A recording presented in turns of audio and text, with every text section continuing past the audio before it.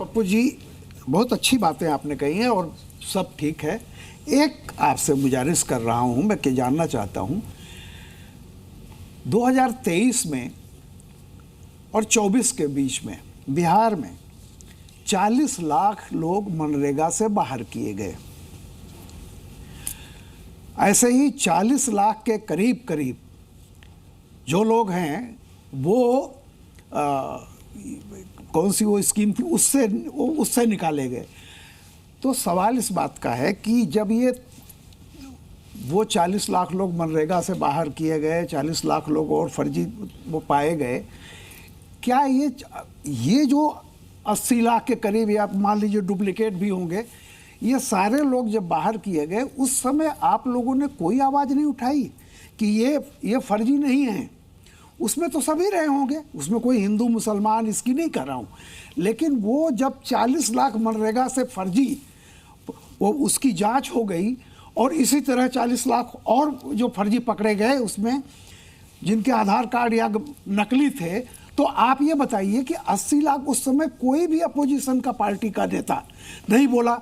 और अगर वो सब फर्जी थे तो क्या वो वोटर लिस्ट में अगर वोटर लिस्ट में वो हैं तो आप बताइए क्या मनरेगा में जो मनरेगा में नहीं है फलाना पहले तो आप ये जानिए जी, मनरेगा मनमोहन सिंह का ड्रीम प्रोजेक्ट था। RTI, right of education, right of health, MNREGA का जॉब कार्ड किस आधार पर बनता है और किस आधार पर छटता है, पहले इसको जानना जरूरी है। हम इकोनॉमी हमारी 1,14,000 सालाना 92.7% लोगों की इकोनॉमी है। हमारा जो जीडीपी, हमारा जो हम जो जीते हैं वो 8,000 से 10,000 12,000 के बीच में लगभग एक हमारा मंथली इनकम है। 84 करोड़ लोगों को हम अनाज देते हैं 5 किलो आज तक, तब वो उसकी लाइफ सस्टेन करती है।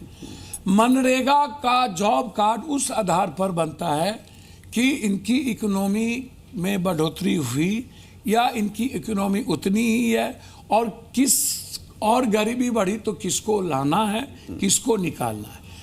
पहले ही आप जानिए कि कौन बाहर के हैं, कौन विदेश के हैं, कौन यहाँ के हैं। मैं पहले भी कहा कि ये काम गृह मंत्रालय का, इसको सुप्रीम कोर्ट ने भी डिफाइन किया है। चुनाव आयोग का जो प्रोसेस है वो प्रोसेस बिल्कुल इस आधार पे नहीं है। मेरा सवाल सिर्फ हम टेली प्रिंटर थोड़े पढ़ते हैं। नहीं, मैं तो कह रहा हूँ, सुन तो लीजिए ना। तो टेली प्रिंटर नहीं पढ़ते आप, मुझको पढ़िए ना, मुझको सुनिए, उसके बाद बोलिए। मैं वही कह रहा हूँ। सर आप लोगों सुनते सुनते थरथर हो गए। अच्छा चलिए, तब ठीक है, बहुत अच्छा किया आप लोग थरथर हो गए। जी न्यूज़।